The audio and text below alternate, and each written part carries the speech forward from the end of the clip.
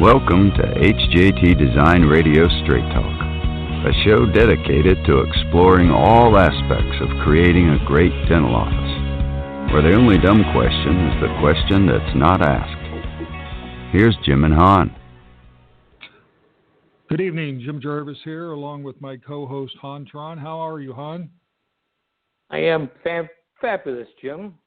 I'm doing Excellent, great today. Excellent. Well, welcome to Straight Talk episode number 30. Tonight's episode, we're going to talk about you're looking at an existing building. Will it be the best and the right solution for what you're trying to accomplish?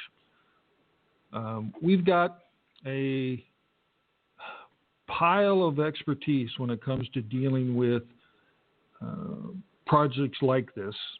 I'd say well over half, if not more, of our work has been dealing with existing buildings that are renovated and turned into a new dental practice. And it's not always a existing dental practice. It's a menagerie of other kind of buildings, things from normal stuff like retail centers to, we've had everything up to a movie theater, didn't we, Han? That's right. It could be used for any. It could be anything. The part about doing that kind of project is it really pushes your ability. It's really fun. It's challenging, but that's from the design standpoint. From a financial standpoint, that's a totally different issue. Right? You have to be very careful. Exactly. You really have to be very careful. You can go back and listen to some of our previous podcasts where we talk about, should you take that 100-year-old farmhouse and renovate it in a dental office? Well, we did a whole podcast on that because of the issues that you run into. This one's going to be more so creating we've got a checklist that you really need to go down through and make sure that you're comfortable with every item on the checklist before you decide, that's the building I'm going to either rent and renovate, or I'm going to buy and renovate. But we could be looking at a historic project. You could be looking at a building that used to be some kind of other funky use that you would never think of it being turned into a dental office, and you turn around and turn it into a dental office because it's in the right place. It's the right price, and it has the right kind of exposure. We had an opportunity to work on a project I think we spoke a little bit about, was for one of our clients down in Findlay, Ohio, where she took a existing urology office that was built back in the late to early 50s and turned it into a new dental office. Because of the issues and everything around it, most of the building had to be torn down, and a whole bunch of areas had to be added. And because there were issues of variances and existing right-of-ways and all that kind of stuff, it was rather complicated, but it was very successful when it was all said and done. So let's obviously, many people would like to build a new building from the ground up, but it's not always possible. Your land might not be available. You might not have the budget to do both the land and the building. So you say, well, okay, let me look at, maybe I can find an existing piece of building or existing building that is what I'm looking for. And it could be a part of a building. So, let's say you've got a multiple floor project in an urban environment, and you're taking an area of one of the floors. And that presents a whole set of issues and questions that you have to review before you make that determination. So the most common is the retail center. Now, Han, we've dealt with that a lot. So, we want to go over what you really kind of run into when it comes to the retail center aspect when you're trying to turn that into a new dental office. Yeah, there's a few scenarios, and certainly we won't have all the time to cover everything. But if there's anything that repeat or you heard before, pardon us for the redundancy. Mainly, a retail center is a natural draw because it's already a common, a common locations where everybody know. Everybody goes shopping, already, do whatever they do because of that shopping center. But in the retail center, some of the things that they use.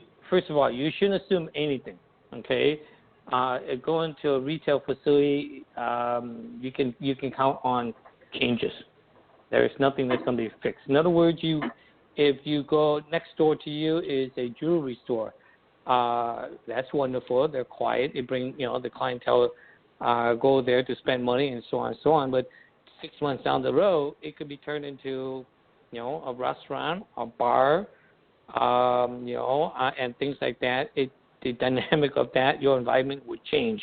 So in a retail facility, the only space that you can actually control is yours.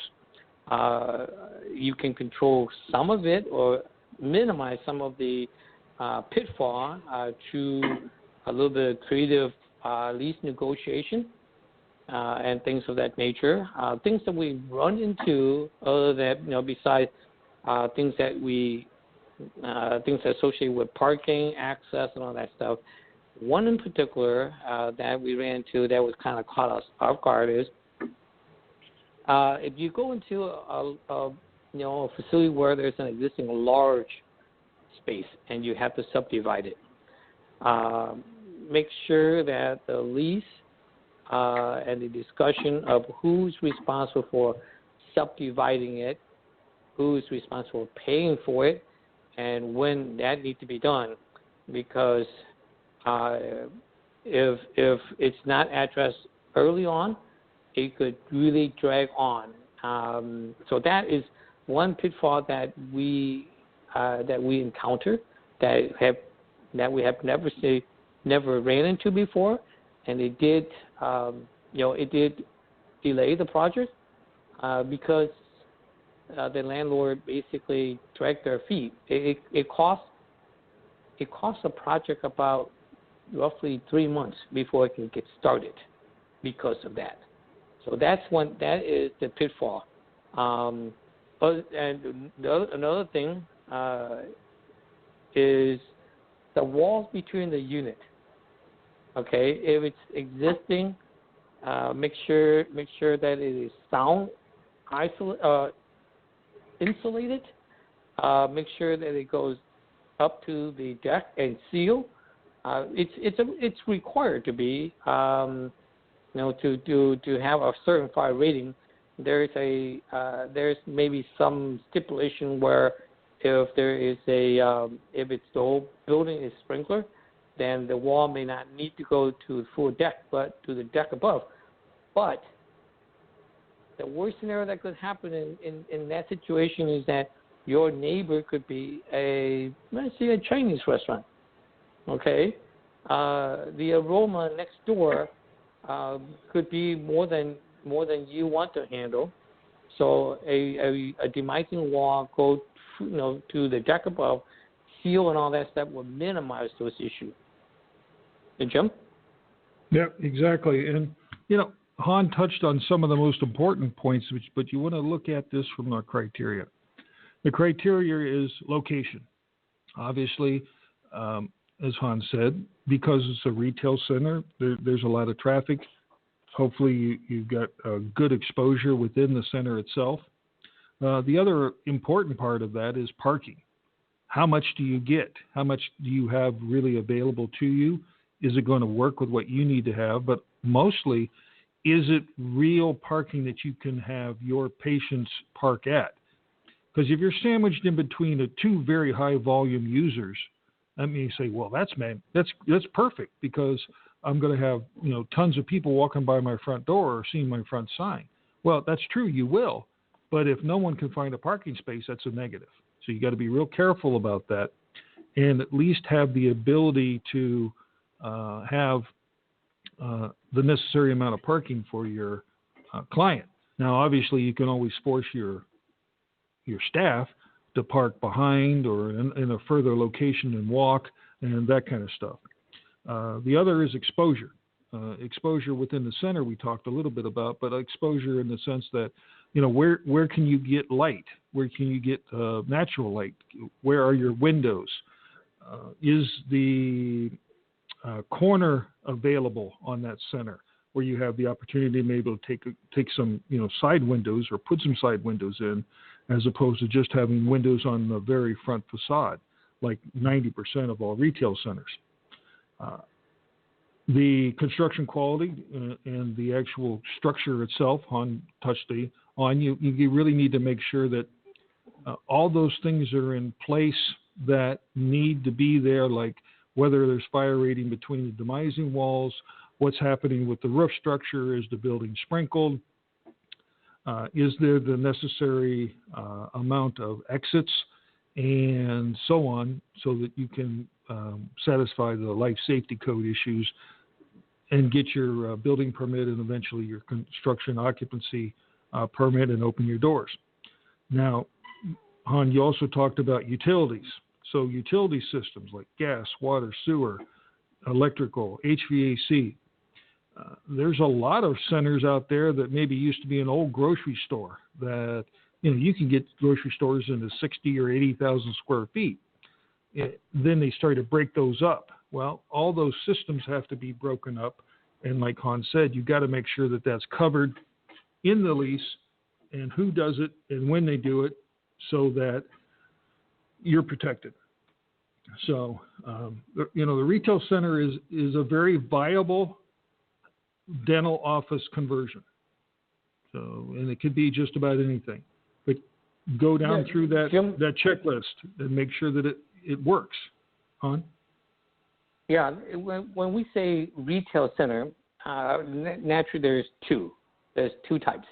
Okay, one is strictly a shopping strip that has no anchor, and then there are retail centers that may have one or two large anchor, like a grocery store or a large national big box store.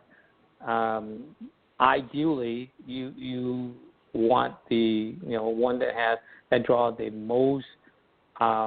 most traffic into. A grocery store, we typically say, you're going to look for an ideal location. Find a grocery store that's nearby, because we all eat. Okay, we may not shop for shoes and coats and stuff like that all the time, but we eat all the time. So a grocery store is a natural draw. The little retail strips for boutique shops and stuff like that, yes, it is a retail strip. The rent may be a little less and stuff like that, but identify what it is, which one will give you the most exposure, the most eyeballs looking at it, and then check your demographic and make sure all the numbers and everything fit for your particular criteria. Jim? Yeah, exactly. And 9 times out of 10, you're looking at leasing this space. So you're going to be leasing the space. You won't own it. So everything you put in it will eventually stay there, with the exception of equipment, which you can take out when you decide to move. So, that's more than likely a lease that you renovate. Now, the next two types of buildings are a standalone building on a shared lot and a standalone building on a private lot. Now, we want to talk a little bit about those, because each one of them is a little different, in the sense that, okay, within a shared lot, you are actually owning a building. And that building could be a multitude of things, but you're going to own a portion of a building or a building of multiple buildings on a lot. So you might have a lot that has been developed, and it could be anything, and maybe there's 5 or 6 spaces, buildings, that are separated by each other, and each one of them have their own condominium type of ownership. So you actually buy that building, and then you buy a portion of the parking lot, and then you share the common costs, like maintaining the common area, maintaining the landscaping, all of the exteriors sometimes of the buildings also fall into the common area, and then as well as the paving and everything from snow removal to repair of asphalt, all that kind of stuff. So the standalone shared lot has some uniquenesses because just like in a retail center, you really don't have control over who your neighbor's going to be unless you put it in the agreement up front. So there is the possibility that two buildings down, you could have another dentist. You could have a competitor. You could have an undesirable space, whatever that might be. I don't know what, a tattoo parlor. Who knows? Some people think that's undesirable. Some people don't. But it's the bottom line is what group of people do you want to have adjacent and available to your space? Now, standalone private lot is the typical scenario where you have a piece of property that has a single building on it. That single building is what you're buying along with the property and everything around it.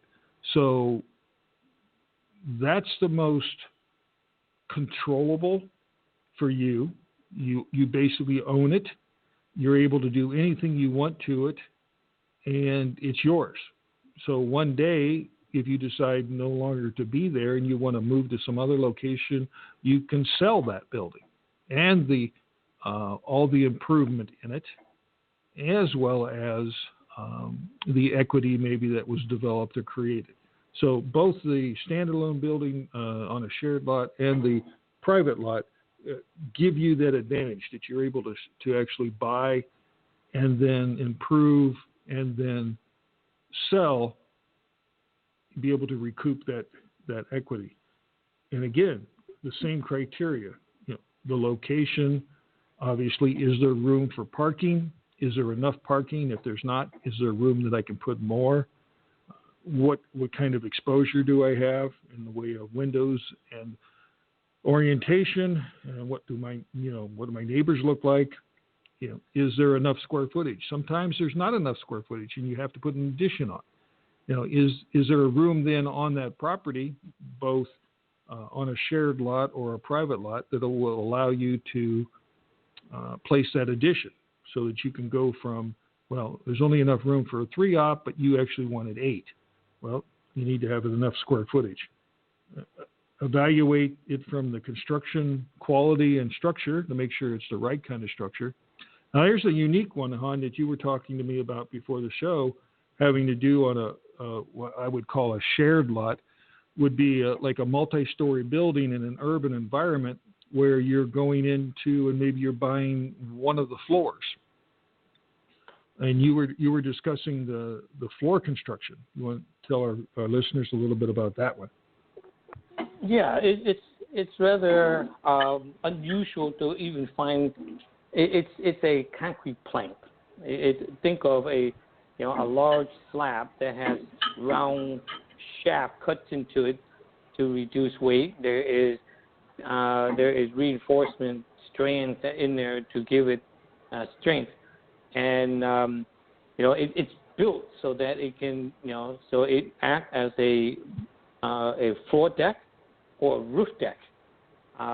It's typically, I've seen it used, or I've used it on projects in industrial application. You see that used in condo type of facility. Gyms have used it in gym workout facilities. Health clubs.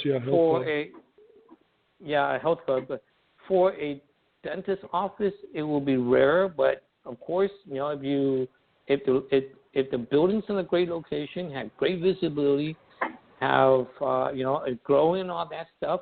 If you run into that type of building with a structural concrete slab, it's not one of those things. It will require a certain level of expertise in terms of contractors. Okay. Besides the right criteria in terms of buildings and stuff like that, the more complex the building, the higher level of know-how the contractor need to have. So it's a little tricky because Joe with a pickup truck and a circular saw go out there and say, yeah, we can fix, we can build anything and start drilling holes and cutting holes into your slab would cost the building major structural issue. Okay, but it's a rare thing for dentist office, but it could happen if you go into like a multi-story building. Those are one of the things you got to check out because that type of flooring system has limited ability for you to do things with. It requires a different eye, different knowledge to even lay out the space so it effectively can work with that type of flooring system. Jim? Right, exactly. And just like it's kind of like the opposite of a retail center. A retail center typically is a concrete floor that's been poured on the ground, called slab on grade. Now, that's there. So if you want to put any plumbing or water or anything in the floor to get to the chair or suction, you're going to have to do that by cutting up the concrete floor, digging into the ground, running your pipes, backfilling, and then replacing and pouring the concrete back again. Okay, it's messy, but it's done all the time. In that scenario that we were just talking about the precast concrete planks, there's not the ability to cut into the floor slab like you would have on a slab on grade. You don't have the thickness because typically it's a concrete plank. Usually they're 8 or 12 inches thick and then a couple inch topping. Well, that 8 or 12 inches is the structural component. So you're not cutting that. You don't cut into it. The only area that you could possibly cut into would be the little 2-inch topping that's on the 2 to 3 inch topping that's on top. And that's not enough to put plumbing in. That's not enough to put suction in. That's not enough to put gas in. So what you end up having to do is you have to punch all the way through the floor plank and the topping and then expose everything underneath. And all of a sudden, now you're in the ceiling space of the person below you. One, are they going to let you do it? And two, can you even get to that point? Some places are inaccessible, and you really can't get up there to make those kind of changes. Unlike an office space or some other kind of space where you don't need to punch through the floor, the dental offices need utilities to each one of those operatories, and that's the unique aspect of that. So you got to be real careful about what is the construction of that floor, and that could hold true on any kind of building, not just a concrete floor. I mean, it could be a wooden floor, but you still don't have the ability to get under there and do something. So that has to be evaluated, and I guess that's our point. Jim. I mean, it's like some of the office that are being discussed about could be in a residential structure. Okay, say, well, it's a house. So what do we need to do? Well, you need to do possibly a lot.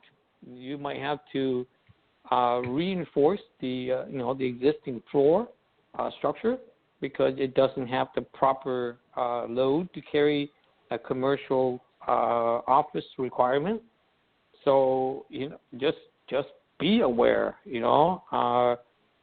Don't fall in love with a space and then try to print money to build it. Okay, check things out and make sure that you do your due diligence so that way you don't buy into a building where you spend more money than you had anticipate.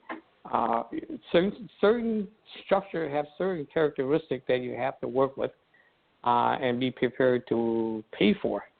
For instance, a theater. All right, a theater. What's the big deal about a theater? Well, it has usually it has a sloped floor. Okay, a sloped floor don't work very well in a dentist's office. Okay, nowadays a sloped floor usually means handrails because a certain pitch doesn't meet ADA, and you can't really put your dental chair on a sloped floor. So you either build it up, that's a different issue, or you cut it out, or you fill it in. But there's money that you spend that typically doesn't associate with when you deal with your standard slap-on grade retail strip or standalone building. Knowing what you're getting yourself into could save yourself a lot of gray hair and money. Yeah, churches are another one. The theater or movie theater, a church is another. Obviously, assembly or worship space. Most of them, or a good portion of them, have a sloped floor, and so sometimes not as steeply as, for example, a movie theater would be, but they may, and so that has to be really evaluated on how best to solve that. If that's the building that you're looking at, it's a viable solution. We've seen and done a lot of things with old churches that no longer are being used for worship, and they can be turned into some very interesting, pretty cool places and exciting offices, dental offices. Doesn't mean you have to keep the stained glass, but you might like it, and it might be, wow, this is really quite cool. Because some of them are built like tanks, and especially the older ones have been around for years and years and years, hundreds of years, and they're great structures, and it'd be a shame to tear them down, but you just have to be aware there are uniquenesses within that you have to solve. You were saying, hon? Yeah, actually, down in Sylvania there, Jim, there was a church that got turned into a beauty salon, which is pretty cool. They kept everything. I used to, when in college, I rented a room out of a former house for Archbishop in Indiana, and it's one of the few places that still have the chapel with the pews. Okay, so if you come home late at night and on a Friday night and you need to pray before you go to bed, it's there. But it's kind of cool, all right? Yeah, it could be cool. Yeah, so cool. Just as long as you know what you're getting yourself into, those are like landmarks.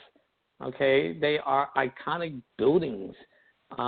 So great for marketing, but again, it requires a certain level of knowledge to deal with those.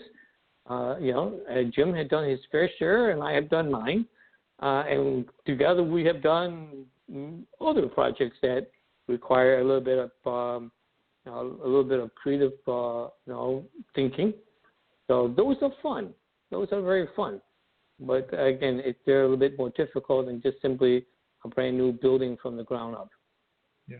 Well, let's talk about a couple, 2 or 3 building types that we've seen and how they evaluated it. We've already talked about the urology office project down in Findlay. Well, here's another one. You got an existing bank. The bank is going out of business, or that bank chain was purchased and they shut down every other one, so you got an existing bank. Well, one would think, right off the top, banks are always in a good location, which they usually are. They usually are in the same kind of criteria where you want to have your dental office, by the grocery store, by the gas station, along the main path, adjacent to where all the people are going to be. So, it usually is a pretty good bet that that's a good location. The problem is the way banks are typically put together is there's some areas that you don't want to have to deal with, and the one of which is the vault. The vault itself, whether it's a precast concrete animal or it's something that's actually been cast in place, we've seen and we've done before, and a lot of times that vault just becomes a space that you don't do anything with. It might be that it's just there. I don't expect to turn it into somebody's office because it's not going to be an operatory. You're not going to be able to punch a hole through the floor without some major costs. Yeah, you can, but that is if you want to spend all your money on that portion of the building. Yeah. I mean, the best thing that vault could be used for is storage. And maybe the idea, well, hey, let's set this up so that when you walk into the reception and there's a reception desk and the receptionist, and behind the reception and the reception desk is the old vault door, and it's built into and integrated into your logo and your design. That could be a cool possible solution to that. But again, don't expect to turn that into anything that you can use it for. The other part of a bank building, go ahead, hon. It would be a wonderful room for screamers. Problem is, you can't get any utilities in there. It just is extremely expensive to try to do anything with an existing wall like that. I mean, it can be done. Don't get me wrong. Yes. You throw enough money at it, it can be done. The other area that's obviously 9 times out of 10 you're going to be dealing with the drive-through.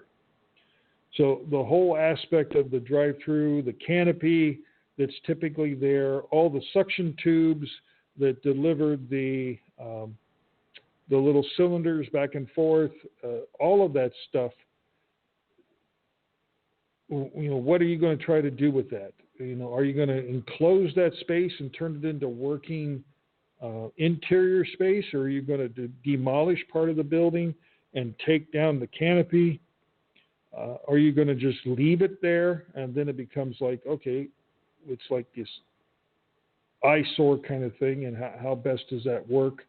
So it is a problematic portion of a bank when it comes to the dental office. It's taking up valuable resources as well as your square footage on your lot. So, either it's going to be turned into building, it's going to be torn down, and it's going to be used as parking, it's going to be landscape. But unless you're expecting to have staff with a whole lot of picnic tables and that's their place to go have lunch, you got to do something with that drive-through canopy. There was a few discussion on Downtown. A few of the dentists had entertained the idea of buying a bank, and I do believe a few of them have. The canopy is a piece that typically it's a telltale sign it was a bank. Okay, they don't spend the money to eliminate the canopy. They become a very unusable spot on your property, and it kind of lock in the traffic pattern that are typically used for banks and not for a dentist's office. So it's one of those things. Just you look at everything and see the potential, the cost, and whether it really matters. Whether it goes or it stays. Jim? Yeah, exactly. So, that's one building type that we've run into numerous times. That's possible, interesting, but it has its own kind of uniquenesses. A bank could be on a concrete slab on grade. It could be on a basement with a floor structure. It could be on a crawl space. All of that kind of stuff is available. You just need to make sure you understand where it's at. Here's another big one, a medical office building.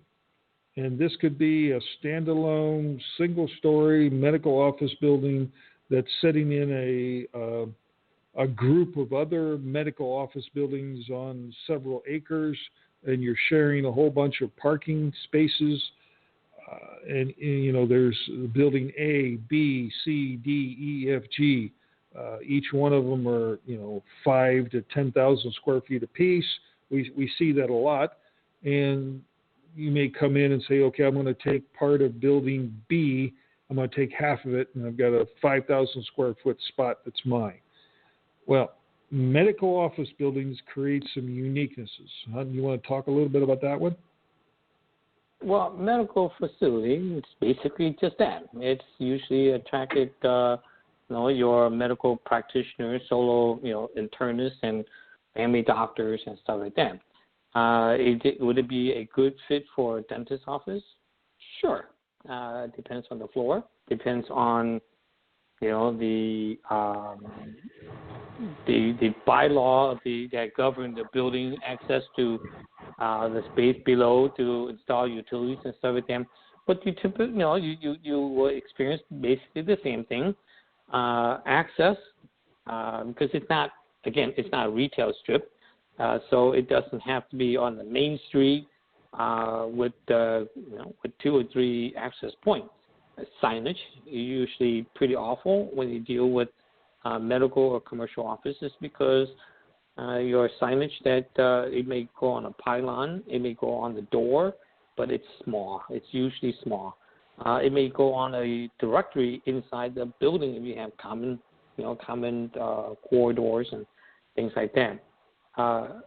Naturally, you in that type of building is that you hope that other medical-related tenant could refer you or their patient to you and things like that. So that is certainly a plus. But I think visibility is certainly something that it's a big trade-off going to a medical office building. In terms of the type of building, there's things that I think that would be a hindrance. Is usually a medical office building, if you go into a suite with a main corridor, the entrance and stuff, the entrance to the particular suite may have some flexibility in terms of its relocating it. So you have an ideal layout. Sometimes you're lucky enough that the building owner would allow you to, but most of the time it's kind of locked in place. Every time you move a door, it affects the traffic pattern. It may affect egress and ingress and things like that. So the entrance to the suite is something that you have to try to work with. If you get into a suite, also look at a second exit out. Because if you get into a situation where you're locked in, it makes it a little bit more hazardous in terms of fire escape. But then that of course, you can always work around that, but just be mindful of those situations. Jim? Right.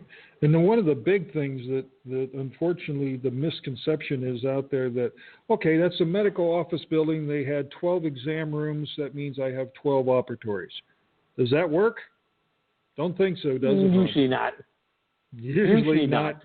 Never. Yeah. Yeah. No, plan on actually, tearing all the walls down. There is ways. There is ways to use that space as a dentist office, but it requires a non-traditional approach to it. Okay, because we also have this conversation actively on downtown. Is that there is mobile units that are, that you can plug in and go, but it comes at, it's a little noisy. It requires daily, if not every other day, but typically daily, dumping of the collected fluids. It's expensive. Okay, so if if you're leasing the space and you only have 3 or 4 or even 5 treatment room, it is an option. If you can't drill into the floor to put in the utilities and stuff like that, or you're going to be there for maybe 5 years and you're going to pick up everything and go, there is options. But the typical dentist office have utilities that usually go into the floor. Okay, it's not that you can't. It's that understanding what you can that's important. Jim? Yeah, exactly. Because we're talking about potentially a 1-story building that's in a group of a whole bunch of buildings. We see them all over the country. There's tons of them, and they're nice little buildings. But the biggest thing is, Han, you brought out, is having to do with the exposure. You're buried 9 times out of 10, unless you get lucky and you get to be the one on the corner.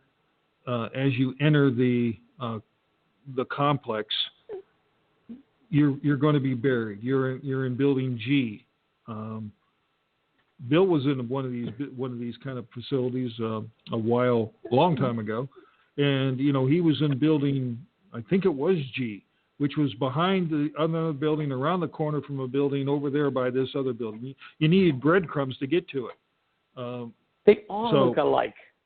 And usually, every one of them look alike. And the only difference is what's the name on the door and the letter that's there. And so you got to be real careful. Does that work? Now, you're seeing the same scenario that you're talking about in the commercial office building or medical office building that are built using the model of boutique shopping strips. Okay? Things you should look at is, can you expand? Can you actually expand? If you're leasing the space in a commercial or a medical office building, you have to look at how much will it cost you in 5 years or even 10 years to relocate to a different location versus staying and have the option to actually expand into the next suite. We have done several of those expansions. Luckily, the owner of the unit was able to purchase next door neighbor who vacated. But that should be part of your business plan, whether you want to grow in place or or relocate and start over in a different location. Now, the other medical office building structure type that you can run into would be like a multi-floor, 2 or 3 floor, common entry, maybe has an atrium that has an elevator in it and allows you to access the floors. We've all seen them. We've all been in them, and they're like big donuts. And so you got a hole in the middle of them.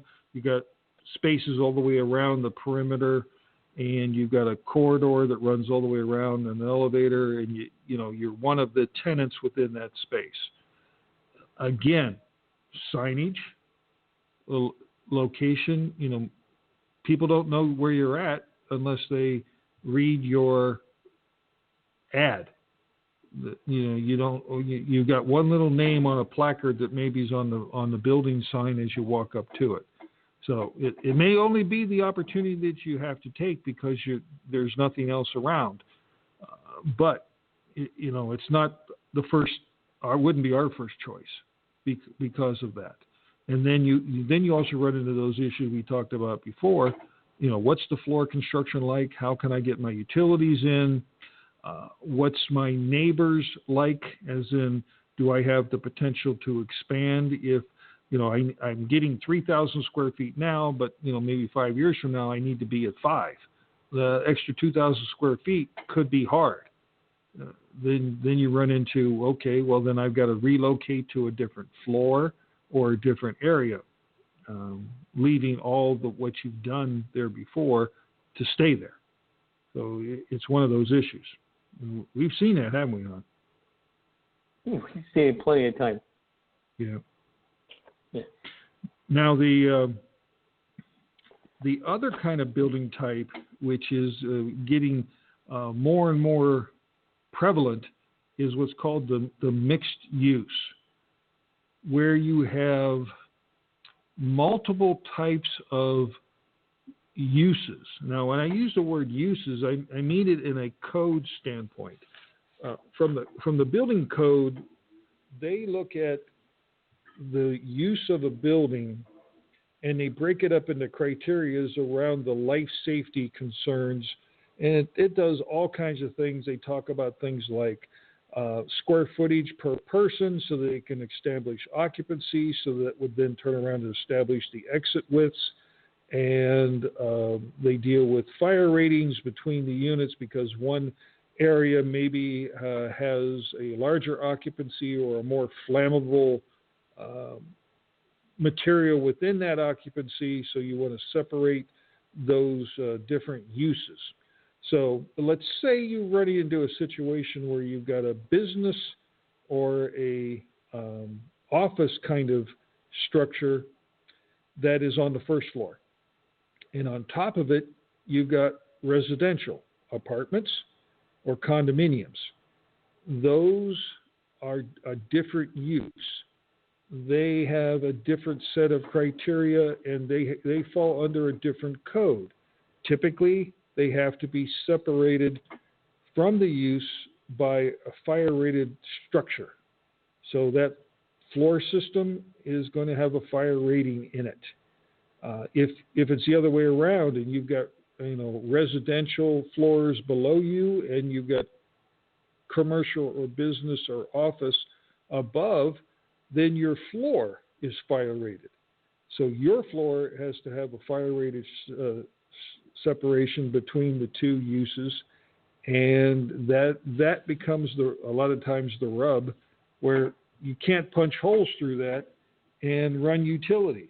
You can't punch holes through that and deal with HVAC ductwork easily. It can be done, but it's not easy.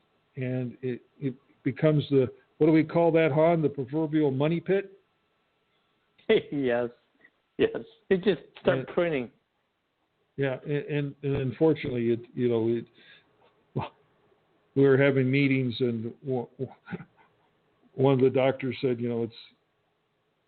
they just tell me to keep working more, and I got to make more money. Well, yeah, you can only work so much, and you can only work so many hours, and then you run out of hours.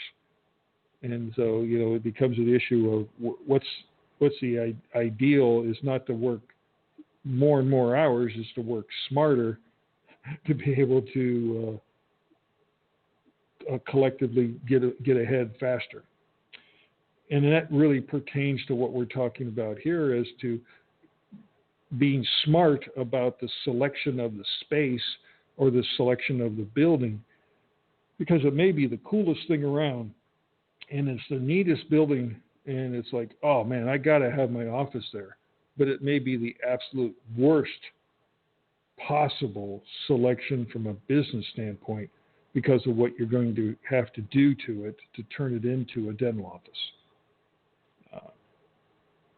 We see, Jim, we've seen historic homes turn into a dentist's office. Not that it can't work. It just it probably require a fair amount of renovation inside to make it so that it become an effectively used dentist office. Okay, taking the door off of a tiny matchbox-sized bedroom and call it a operatory, just don't cut it. Okay, it's a matter of how effective can the space be used. Play the game of labeling it one thing and use it for another.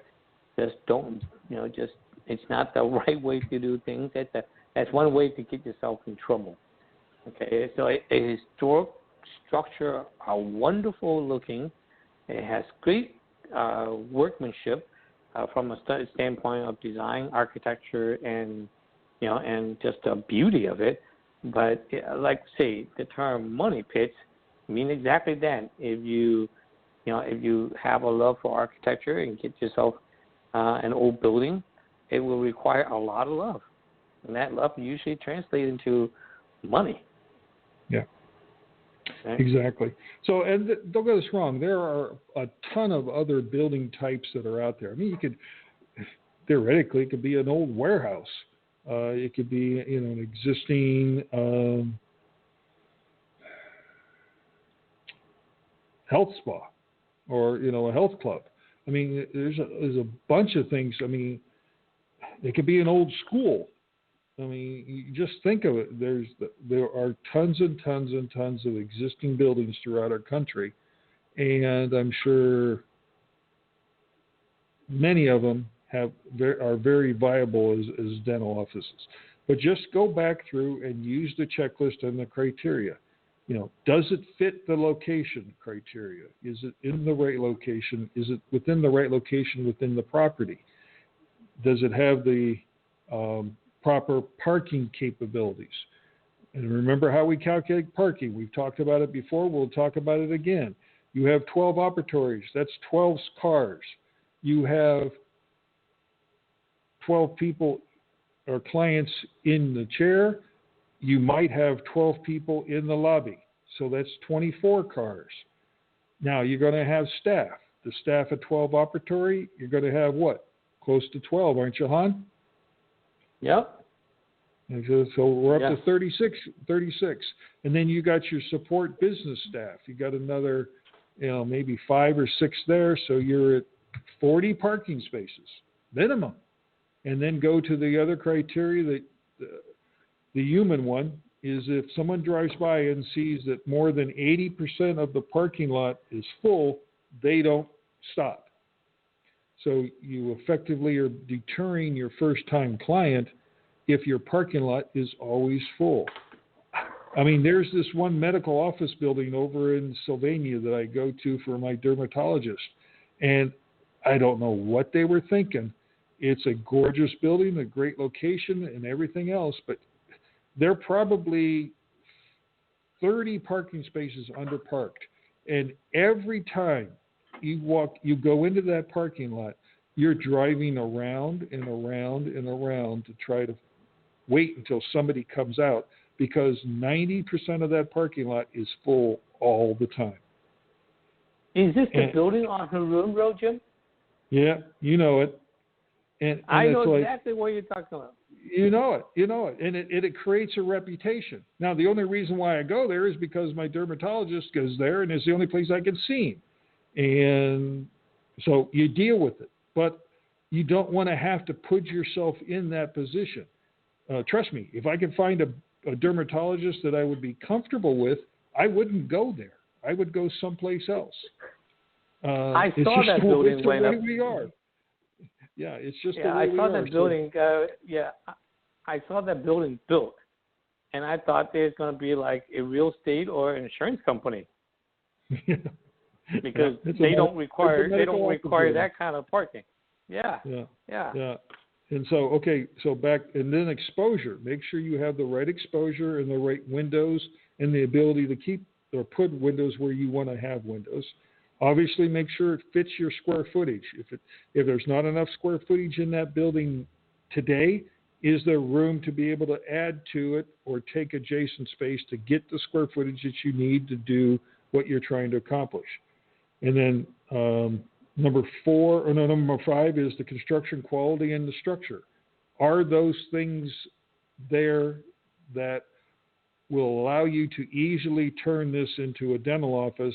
Or are you dealing with some very difficult structure or quality of construction that has to be solved or dealt with, like sloping floors in a theater or a church, or concrete floors that you have to deal with in a multi-story building, and those kind of things. And then, obviously, lastly, having to deal with your utility systems. Is it the gas, the water, the sewer, the electrical, the HVAC, all of those, will they work? Or do you have to spend an exorbitant amount of money to be able to retrofit and put in the systems to make it a dental office? We really evaluate those things. So we haven't actually had an opportunity, Han, in the last several episodes because we unfortunately tried to cram so much in on a particular day. We haven't had this segment of what's been happening on Dental Town lately. Do you want to share anything hot? It's hot. once in a while, this subject will creep up, and I thought it'd be more of a common knowledge than problem. There is one room, there's probably several, but one in particular that are usually doesn't get the kind of care in its design and how things are taken care of. It's associated with acoustic and associated with heat, and that's your mechanical room. And typically the conversation is, where do you put it? Because you put it away from everyone, tuck it in the corner of the building so nobody hear it. The acoustic is easy to solve. There is no such thing as a quiet mechanical room. You're going to hear it. It depends on how loud. The door, you cannot seal that room and make it a sealed room. Okay, it doesn't need to be fire rated. The door doesn't need to be fire rated, but it should be a good quality, solid wood door. Heat is something that's often neglected. The room, the equipment in your mechanical room, your vacuum and your compressor, more the compressor than the vacuum, but they both generate heat, lots of heat. If it's not ventilated well or dissipated well, it will shorten the life of your equipment. It will create all kind of issues. So, as a general practice, make sure that room is well ventilated. Okay, that play higher priority than sound, in my opinion. That's it, Jim. Yeah, it's a very valuable but underlooked at space within the dental practice itself. Jim, in a nutshell, the vacuum and the compressor, besides the technology stuff, it is the heart of your practice. If the vacuum and compressor doesn't run, you don't work. Right, you don't. I'll give you an experience that actually I dealt with just recently. Had to have some dental surgery, and they put some stitches in and went in to get the stitches taken out. And the technician was about ready to take the stitches out, and all of a sudden the mechanical system kicked in, and literally the whole room shook. Well, wow. I'm not. I'm a pretty big guy, and I'm sometimes fearless, right? But it's like, that scared the snot out of me, because here the technician is with a sharp instrument going to be cutting the stitches to pull them out, and it's like, hold on a second, and it's like. It just wasn't a comfortable experience. Now, I'm not saying anything bad about the dentist and his staff and his team.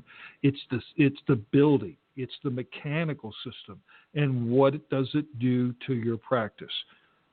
If that little space is not looked at and not dealt with and managed properly, could have that same experience by a lot of people, a lot of clients, and some may say, that's it, I'm never coming back. Because of that. And you could be the best dentist in the world, or you could have the best staff in the world. And so, you got to look at these things, and you got to be careful about them. So we may, some people say, it's just a mechanical room. No, it's not just a mechanical room. It affects so much of the building. And you really do have to. It costs a lot of money for the equipment. It's made for a certain life cycle, but if you don't handle the heat issue, and that life cycle will be short, and it will give you a lot of problems. So that in a nutshell is something that the topic creeps up from time to time. You go like, don't people understand that the number one enemy to your technology is heat, too much heat. And there is easy, economical way to handle it, but it's it needs to be addressed, particularly if you are designing or having a space design. Your team should be conscious of that and handle it appropriately, or you have problem by design. Definitely. Well, hopefully it's been interesting. You've had an opportunity to learn a few things. I know Han and I enjoy doing this. If you'd like to learn more about us and about going back to the previous podcast and learning about some of the things that we've talked about, that all can be found at our website of www.hjtdesign.com. If you've got a question, get a hold of us. You can get us on our 800 number. It's 866-213-1268. Send us an email. We answer them. We will get back to you one way or another, and we'd be glad to be able to see what we can do to help you out. It's been fun, enjoyable, and Han, I'll let you have the last words. And thank you for spending the hour with us. Until next time, have a good evening. You've been listening to HJT Design Radio Straight Talk with Jim and Han. To contact us and find out more info about upcoming shows, please log on to our website at www.hjtdesign.com. Until next time.